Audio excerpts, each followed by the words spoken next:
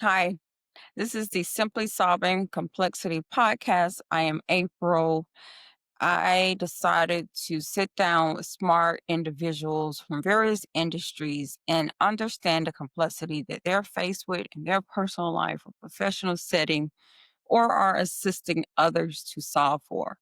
And today I have Sitara with me, a licensed therapist. Uh, Thank you, Sitara, for taking time out and being willing to join the Simply Solving Complexity discussion. You're very Let's welcome. go through some questions. So, first, I want to know as a licensed therapist, what is it that you do? Well, I provide social services based consultations, mental health therapy services where I help people with a range of issues um, through an agency that I provide contract work through. And I also establish community partnerships for the well being of the clients that we serve. Then, if I was to ask, who is Sitara? Who are you? Well, my full name is Miriam Satara Abdullah Kirby, but I do prefer to be called Satara. If I were to describe myself, I would like to say that I'm a woman of morals and values. Those morals and values keep me grounded. Life gets difficult, so I like to, just stand firm on what I believe, what's true to me. It even helps me with my decision making throughout life. I also consider myself as a servant leader who appreciates authenticity, um, anywhere from hard work and just healthy altruism that doesn't interfere with my needs. Because when you're serving other people, you do have to be mindful about what I have to be mindful about what I need when I'm serving so many other people. So that's who I am in a nutshell. What do you believe your purpose is? I used to have trouble trying to figure out what my purpose is. It took me a long time to figure out that it's just really simple. I believe my purpose is to demonstrate love, to be love in ways that would empower other people to feel valued. There's a lot of people out here that don't feel valued, they don't feel heard, they don't feel needed. And I haven't met a person yet who doesn't want to be happy and successful, who doesn't want to contribute and do well. So, my purpose is to help them see and understand that what they need to become what they desire is inside them and also around them because we're nothing, by ourselves, in a sense. We need other people. I appreciate that. As a licensed therapist, what common topic do you find yourself helping clients solve for? And that's despite factors of age, gender, or even profession. I want to say conflict resolution, helping them resolve different issues, dealing with conflict, whether it's with, relational issues or even within themselves. Childhood trauma, helping them address the things that occurred to them when they were younger that actually directly impacts how they feel about themselves, so their self-worth. We dig into a lot of helping them identify the negative thoughts that make them feel trapped to continue in unhealthy patterns of behaviors. So, pretty much just helping a lot of people navigate what's happening inside them so that they can show up better for themselves and for the people that they love around them. So, based on your experience and knowledge, what is the problem? Describe the complexity involved in this issue. Well, going back to childhood trauma, right? A large part of our problems begin in childhood. The way that we were groomed, the experiences that we've had, um, consider the environments that we grew up in. All of those things create core beliefs about ourselves and even about the world around us, the world that we have to show up in. As children, we're impressionable, right? We seek guidance, from older people around us, to help us shape how we learn, how we develop, you know? Going back to what I was saying earlier about who I am, morals and values. We're learning morals and values at that age, whether they're good or bad, from our relationships and the systems that affect us. So let me ask you this, April. What do you think a child feels when they grow up in a nonviolent household where their basic needs are met, their parents or guardians were attentive to their needs and, pretty much support the child's interests, in comparison to a similar situation where a child in a household with parents who were extremely critical of everything the child did and put their own personal needs and wants before their child's needs. What do you think?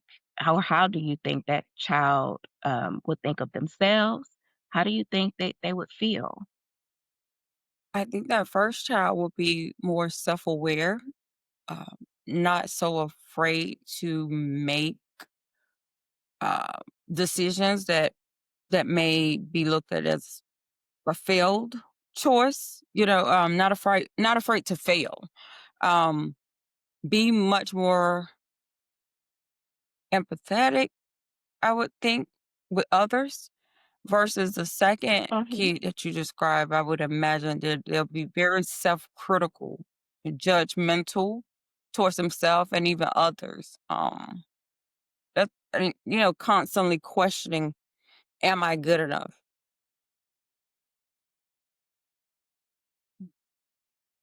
Absolutely.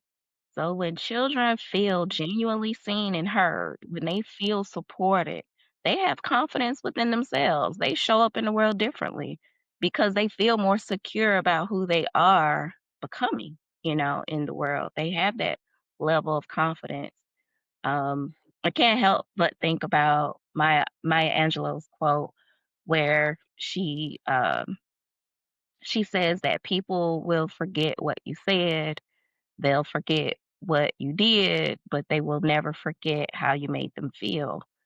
And so when you think about just a child and them being impressionable, um, the child who the example that I provided earlier with the child whose parents was loving and they were supportive, they pretty much created like a toolbox for that child, for them to tap into like the positive deposits that were given to them in their childhood versus Mhm. the child who experienced, might as well say, neglect, and they experience overly critical responses from their parents.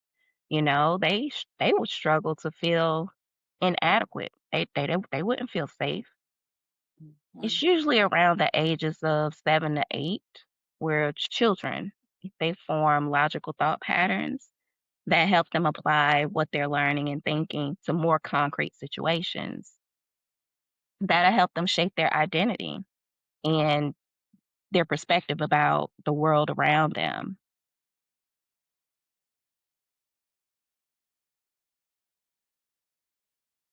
This is helpful. I feel like I'm in a therapy session. um, so if I am battling negative self-talk and I'm looking to overcome this, how can I simply solve this self-inflicting issue, Yeah, problem? yeah. Well, we don't know if we can't pay attention to what it is, right? So start with identifying what the negative self-talk is. Mhm. Take some time to pay attention what you're actually saying to yourself or about a situation. Ask yourself questions, what's bothering me? What made me feel or think this way about myself, or the situation, how the situation is impacting my view of self. Then, as you take that assessment, challenge those beliefs. Oftentimes, some of the beliefs that we have, they're not even our own beliefs. And you want to ask yourself, why am I thinking the way I'm thinking about myself? Where did this come from? Who did this come from? Are the beliefs that I have, are they actually true? Are they facts? You know, what evidence do you have to support what you're thinking about to let you know that okay, this is actually true so that you can figure out how to solve the problem because clearly it's a problem. You know, it limits you from being your true God-given self. So I would say just continue to evaluate the negative thoughts you're having one by one, asking yourself, does this negative thought make me feel, or how does this negative thought make me feel about myself? How am I showing up because of what I'm thinking? You know? And then, once you go through that process, begin to reframe those thoughts. For every negative thought, there's a positive one. So you can replace those thoughts, give yourself permission to think differently, to, you know, just consider a different perspective about what you're thinking. Imagine being someone that you trust and respect. What would you tell yourself from their perspective to help you reframe or replace the negative thoughts that you're having? I think it would be helpful. Um, excuse me. I think it would be helpful to provide an example. So, let's say a negative thought of, I'm so stupid, I never do anything right. That's negative. That's going to bring you down. It's going to bring about some negative feelings. And then you may end up behaving a different way. So there is a thought, feeling, behavior connection. So if you don't pay attention to your negative thoughts and begin to tame them, then you'll feel negatively and then you'll respond. Your behaviors will be different. So just with that thought, I'm stupid, I never do anything right, one could end up feeling really down about themselves. They would be disappointed in themselves. They would show up, they would behave with low confidence. It'd be obvious.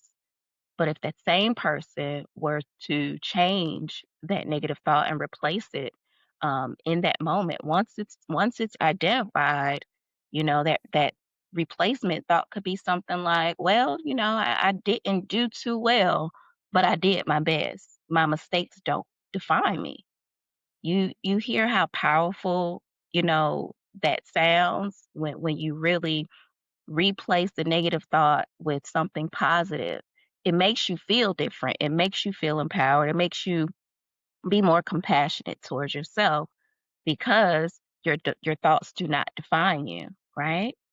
So I think it's really important also to always surround yourself by people who plant seeds of positivity, you know, um, in addition to people, the things that you watch, the things that you listen to, all of those things are seeds that are planted within us. And if we aren't careful, they can create negative thoughts within us that end up becoming thoughts that someone else created, right? Instead of something that we have the power to create for ourselves. And hopefully that's something positive that we want to create for ourselves.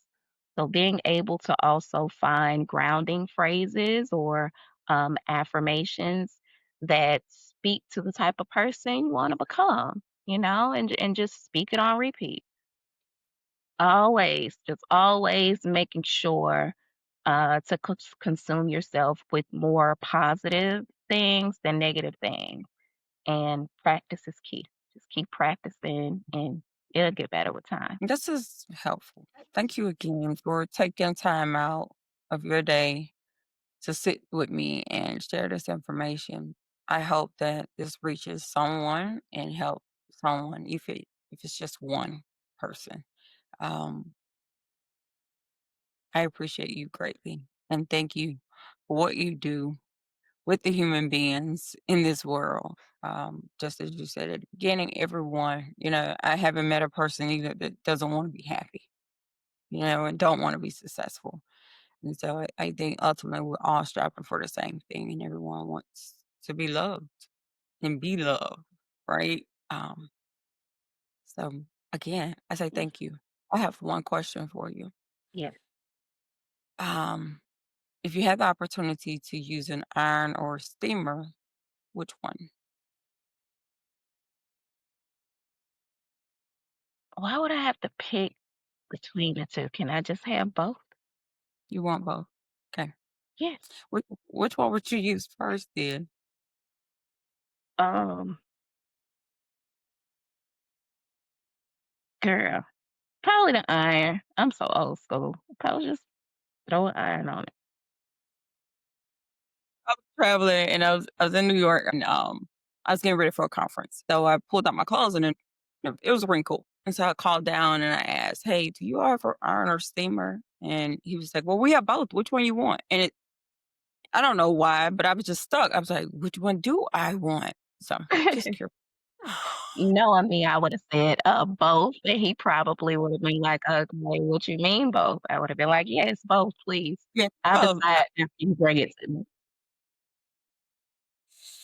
It is always a pleasure. We could talk all day. So again, I just want to say thank you so much. I'm looking forward to releasing this out so others can hear the things that you shared today. I mean, the step by step practical steps in overcoming self talk. I think this is appropriate for all ages. Thank you, Satara. You're so welcome. Thank you for having me. I really do appreciate you for having me and the work that you're doing, People's voices need to be heard so that they can change whatever it is that they don't agree with, and I appreciate you for creating space. So thank you. Thank you. Bye for now. Alright, see you later.